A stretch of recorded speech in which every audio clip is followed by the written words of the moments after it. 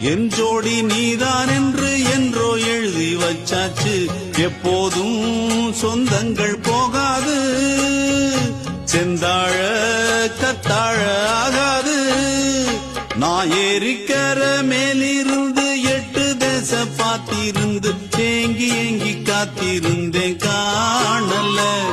மணி 7 8 ஆன பின்னும் ஊரடங்கி போன பின்னும் சோறு தண்ணி வேணும் இன்னு தோணல. என் தெம்மாங்கு பாட்டை கேட்டு தென்காத்து ஓடி வந்து தூதாக போக வேணும் அக்கறையில். நான் உண்டான ஆசைகளை சொல்லாம பூட்டி வச்சு உள்ளார வாடுறேனே இக்கரையில்.